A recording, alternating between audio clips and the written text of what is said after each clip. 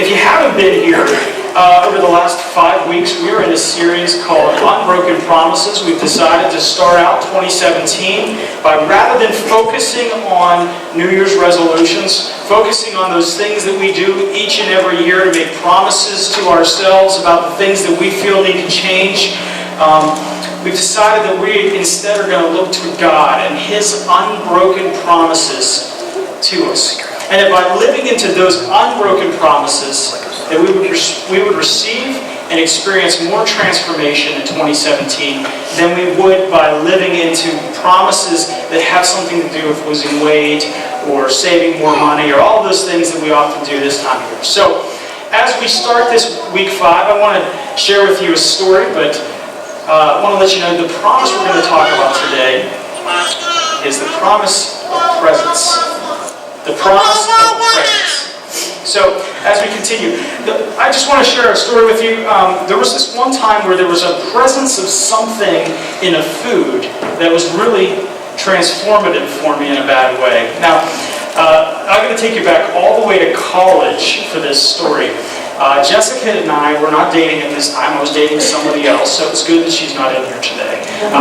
Just kidding. But I took a girl on a date, and being, a redneck from Western PA, I didn't have much refinery in my life prior to meeting my wife. And we went to, me and this date, we went into a Chinese restaurant.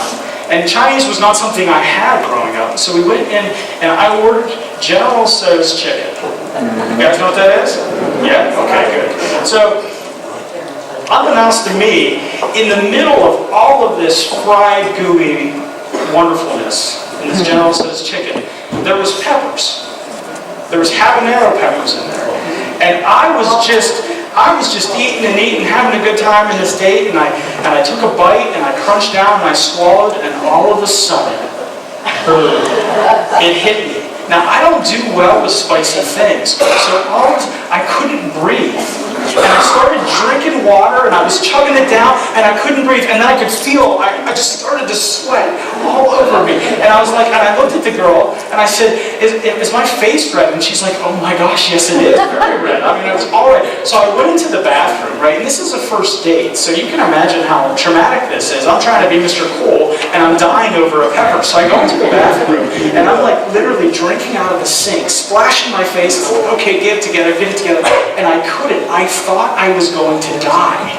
I mean, it was so bad. So I went out, and I went out of the bathroom, and the kitchen was kind of like right next to the bathroom, how some restaurants are. And I saw one of the waitresses, and she was a Chinese woman, and I'm like, I need milk. And I was trying to have a conversation with her, so she brought me milk, and like right there, without even going back to the table, I chugged an entire glass of milk, and nothing would help. And I actually went back to the table where this young lady was, and I was like, I'm sorry, I'm going to have to leave.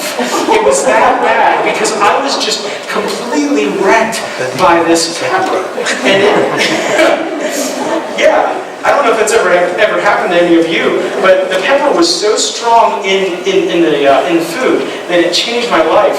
Really, it did. Its presence in the food changed that entire date.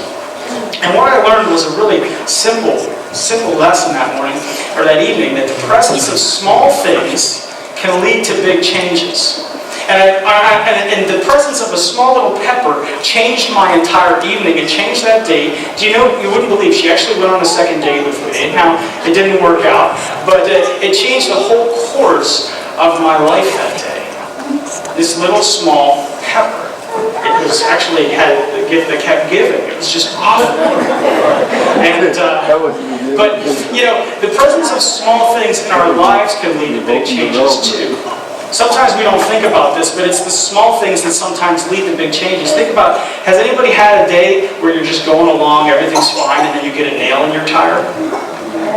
Yeah, there's a small thing that leads to big change. Or does it surprise you when you have a rock in your shoe and you actually get it out how small it is compared to how it felt when it was in your shoe? There's a small thing that can lead to big changes. Who here has ever had back problems and you have just this small little twinge in your back and it changes everything? You don't even realize that how much you use your back or how much it hurts to sit or just to pick up or to bend over things.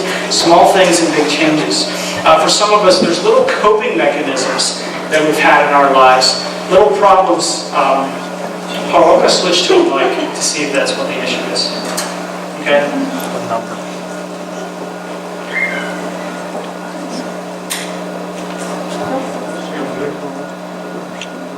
It's not the mic. I don't know what it is. Anyway, stay with me. One of the other things I've noticed with small things is some of us have small addictions or small things that we started out as a coping mechanism. It was a way to deal with things in our lives, or it was a way to have to overcome problems in our lives. The next thing you know, they get out of control and we step away weeks and months later, or even years later. And you can look back to where that small thing started, but it's made a big problem in your life today. We've also seen good things, though. I know some people talk about New Year's resolutions that have done small things like they've cut out sugar or soda, and they're starting to see that they're losing weight and that things are actually getting better for them. Just a small time with your kids. Who here knows that if you invest just a little bit more time with your kids, sometimes you see amazing returns? Sometimes I feel like if I set aside, if I'm like, okay, I know I'm busy, but I'm just going to set aside this time to spend time with my kids. The way that it blesses me is bigger than it ever would have been if I hadn't been intentional about it. Setting aside time each day with the Lord, just 5 minutes a day with the Lord, makes me a better man and a better pastor. If I would just take a small time every morning when I get up and I commit my life or commit my day to the Lord, the way that it changes my day from there on out makes a big difference. The small things in our lives can lead to big changes. Now, I think that God's presence in us, in our church, in our lives, is the same way. I think that we sometimes think that we, just one person, or we, a church gathered here today, can't make that much of a difference in the world. But I believe that us, as a church, as Chi United, and I believe that each and every one of us, just one individual Jesus follower in the world, in your workplace, in a school, wherever we go, can make a big difference. Amen. And the reason is because of the promise we're talking about today. The promise of presence. The promise of presence tells us that our presence in the world will alert people to His. That when we, as Christ followers, are present in the world and we are living for Him, that we can actually alert people to God's presence in the world, to God's love in the world. And that's a promise we need to live into if we're going to see the change in the world that we all yearn for. So I want you to turn with me in your Gospels to Matthew 5. Matthew 5, 13 to 16. Where we see this idea of our presence in the world. Just a small presence making a big difference. Matthew 5, 13 to 16. Now last week, Pastor David was here, and I heard from many of you, you enjoyed him, and I thank you for your hospitality to him. And he talked to you about the promise of blessings. And we saw in the beginning of Matthew 5, the Sermon on the Mount. If you weren't here, you can look on our internet and check out our website, and the sermons will be up there. I encourage you to do so. But we saw in the Sermon on the Mount in Matthew 5 last week that the promise of blessing was kind of an upside-down promise in our lives. And David shared with you that when you actually go searching for blessing in your life, sometimes you miss it. But when you search for God, you find blessings in your life. That blessings sometimes are the things that we think we need, but when we focus on God's kingdom, God's presence, we will receive blessings from Him. So the Sermon on the Mount told us some blessings, like when you search for God and you realize that you really need Him in your life, you'll be blessed. When you realize that the grief that you feel here on earth is temporary, not eternal, you will be blessed. When you seek humility instead of fame, you will be blessed.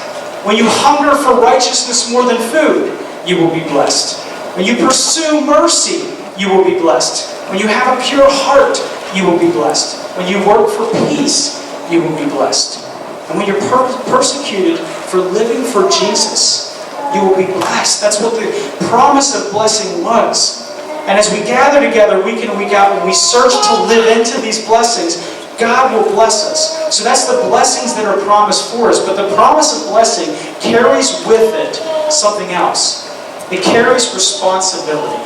And so for any of us that are receiving blessings from God, we also have a responsibility. And that's today where we're at. The promise of blessing that gives us responsibilities. So let's read this text and look at the responsibilities that we have to live under the promise of presence as we are blessed by God. In Matthew 5, starting at verse 13, Matthew writes the words of Jesus who said, "You are salt of the earth. But if salt loses its saltiness, how will it become salty again? It's good for nothing except to be thrown away and trampled under people's feet. You are the light of the world. A city on top of a hill can't be hidden. Neither do people light a lamp and put it under a basket.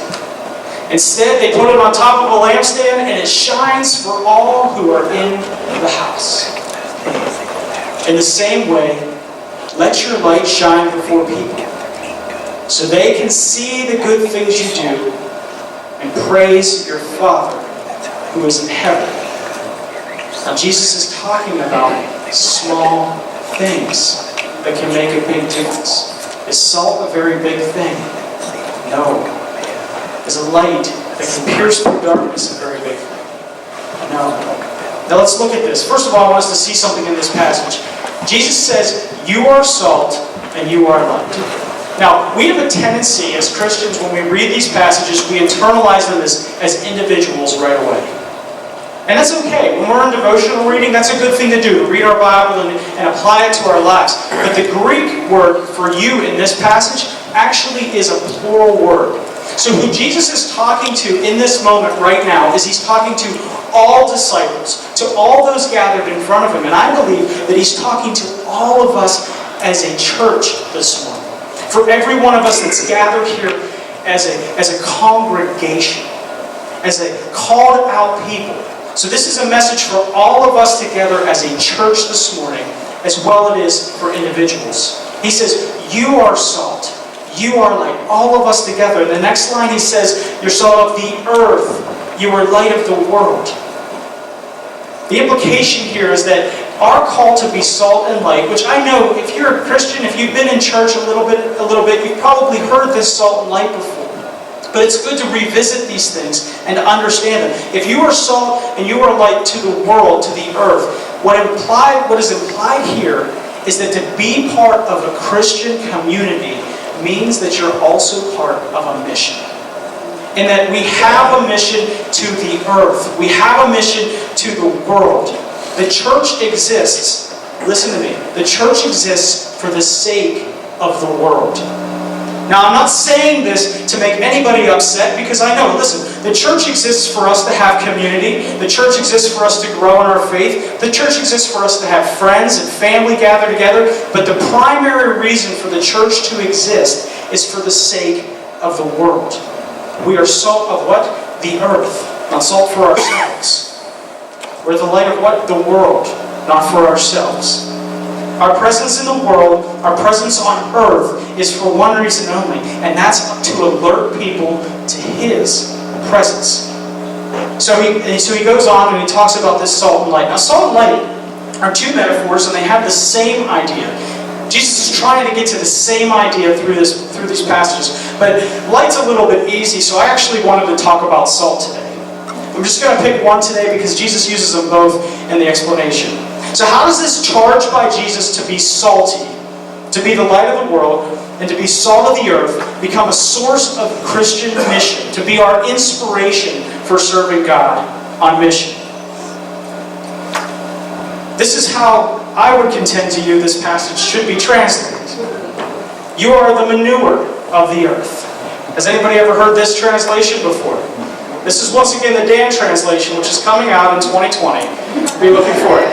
Now this is something interesting. I have heard throughout the years this has been talked about. What does it mean to be the salt of the earth? And an interesting thing is, according to specialists in environmental science, salt was used in the first century actually to fertilize ground.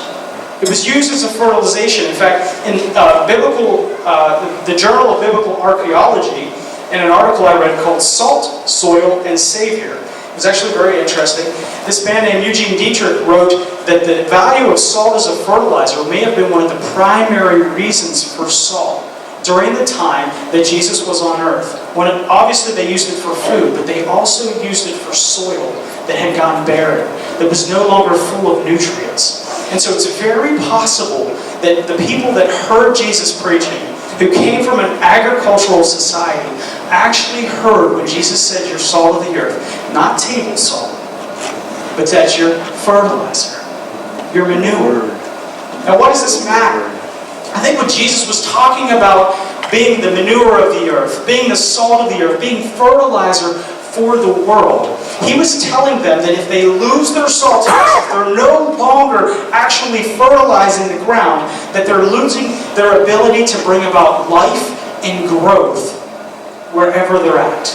And that because they're supposed to actually produce fertilizer in the ground, that growth should happen, growth in Christ. People should take root and get to know Christ. And God should be growing in every community they're at because they are there giving fertilizer to the soil. If you don't believe me, this brings so much light to another version of this translation in Luke 14:34-35. Look at what Jesus says, the same passage just in Luke's Gospel. Jesus says, "Salt is good for seasoning, but if it loses its flavor, how do you make it salty again? Flavorless salt is good neither for the soil nor for the manure pile." You see, Jesus was saying to be the salt of the earth means that we are to be fertilizer for growth. Our presence as a church, remember it's a plural you, our presence in a community, our presence in Upper Chichester Township is for a purpose, and that's to bring about growth and change to the community through the gospel of Jesus Christ. This makes a lot of sense when you think about the parable of the sower. Do you know that one? I thought it was so interesting. My wife obviously is teaching the children today. For you parents who have your children downstairs today, they're learning the parable of the sower in children's church. The parable of the sower, you know, the seed is spread, which is the gospel, and it takes root in very different places, the path, the thorny ground. And where are people changed? Where does the seed fall where people are changed? It's in the fertile ground. It's in the soil. You see, you and I, our presence in the world is to alert people to His. And our presence in the world as a church should be creating fertile soil all over the community, so that when the gospel of Jesus Christ is heard, when people hear that there's a Savior who loves them, who came and died on the cross for them, that they can be free from their sins and they can live in eternity. But not only that they can live in freedom over their sins right now. And they can live lives that are better than the lives they're living. When people hear that, they receive it because their hearts are open, their hearts are fertile. And the reason they're open and fertile is because the gospel of Jesus Christ took root, because a church was present in the area. A church was there. A church with people that were salt. Small people in their community that resulted in big changes because their presence in the community allowed the soil to be fertile so the gospel could take root. That's what Jesus is asking us to do here. So, to paraphrase Jesus then, this is what we could say. You, each and every one of you, are like the salt or the soil. You're a stimulant for growth. If you become like flavorless salt, or savorless salt, you'll no longer be good for anything.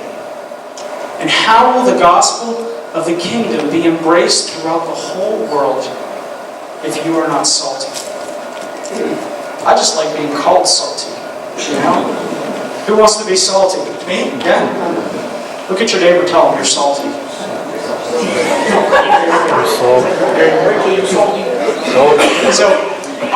But to be salty means that our mission as a church, from this point on, before this, but this point on, as long as I'm your pastor, is that we're supposed to go to the barren places. We're supposed to go to the places in our community where there is no soil ready for the gospel. We're supposed to go to the places where the gospel can't take root. We're supposed to go to the manure piles, the places that stink, the places where people don't have the ability to hear the gospel because their hearts are closed to it. And if we're not committed to the countercultural message of Jesus Christ, which asks us to go and be salt, then we are not doing what we exist on this earth to do. And here's the thing. This is not a new mission. This is not a new mission for us. Way before Jesus ever taught this to his disciples, Moses, in the book of Deuteronomy, everybody know who Moses is? Before the nation of Israel crossed over the Jordan into the promised land, as Moses is giving them a charge, telling them what their purpose is as they walk into the new land, he tells them this. He says, pay attention. I'm teaching you the rules and regulations that God commanded me so that you will live by them in the land that you are entering. You'll take ownership, keep them and practice them.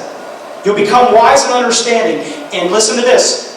When people hear and see what's going on, they will say, what a great nation, so wise, so understanding. We've never seen anything like it. This is Moses to the Israelites before they walk into the promised land. And he goes on, he says, yes, what other nation has gods that are intimate with them the way our God is with us? Always ready to listen to us. And what other great nation has rules and regulations as good and fair as this? What Moses is saying to the people of Israel before they cross over the Jordan into the promised land is, our presence in Canaan is going to make people say, what is up with these people? They have a God that listens to them, a God that loves them, a God that's intimate with them in relationship. We've never seen anything like this. And what about these rules and regulations? What about the way that they live? The way they order their lives, the beliefs that they follow? We've never seen anything like this. This creates a whole community that's different from the community that we see. Their community looks different from the world outside. When we turn on the news and we see what's happening in the streets and happening in homes and happening in schools, we see one thing, but when we look at this community that's gathered here, we see something completely different. And we wonder to ourselves, what is going on with this nation of Israel? To be salt, to be a church who is salty, it means that when we are gathered together, whether it's in this building or it's in small groups outside of this building, that people should have the same response to us. And our presence should alert people to His presence, because His promises is where we are, His presence will be. And that is the promise of presence. Our presence will alert people to His. And so, realizing we're fertilizer changes the way we measure our success as a church. It really does. We measure our success as a church, if we truly are to be salt, by the growth and the life change that we see in others, not by our comfort as a church. And I'm going to say that again. We measure success as salty by the growth and the life change that we see in others and see in our community, not as our comfort in the church. And I know that you all love to hear that. But we exist for the community. We exist for the world. We are to be salt of the earth. We need to recognize that we need to be scattered. Not just gathered here, but scattered every single week. And we need to be close, in close relationships with those people in our lives, in our schools, in our workplaces, in our neighborhoods, those people who do not know Jesus Christ, those people that are paths, those people that are thorns, those people that have soil that is not ready to receive the gospel. And we need to be friends with them, and we need to step in and enter into life with them, because how else will they become fertile to receive the good news of Jesus Christ? Each and every one of you is here this morning, and if you profess Jesus as your Lord and Savior, it's because somebody along the way befriended you and showed you that there was something else in this world than what you've seen or what you've experienced. What you saw in them made your heart fertile for the gospel to take root, and you were able to receive Jesus as your Lord and Savior. Not because of, more often than not, it's not because of a great preacher. It's because of a great friend who's willing to go to a barren place and to be fertilizer, so that their presence next to someone who is far from God shows them that God is real and His presence is in the world. And that's a promise that he gives each and every one of us. Now I'm going to fly through this real quick because we're running out of time here. But I just want to show you this real quick because it broke my heart. It broke my heart. And I want you to really look up at this. This just broke my heart. This is the greater Philadelphia area. And this is, you can't really see it, but this is what people on the last census indicated as their faith. Okay? You with me? Yeah. Their faith. So all the way here on this end, this little tiny ones, those are people that are Protestant evangelicals like us. In this area, where we live right now. See this red one? Those people that have no faith whatsoever. You see the difference? This is our community. This is where we're supposed to be sown. This is the place where we're supposed to be fertile ground. Look at that. For those of you that are in Delaware, you're not off the hook. This is Newcastle County, Delaware. Look at that. The same thing. This isn't meant to guilt anybody. This is where we are at. This is our community. Thousands of people. 300,000 people. This last one. 781,000 people who checked on a box that they have no faith whatsoever. Is there any question why we see the world the way we see it?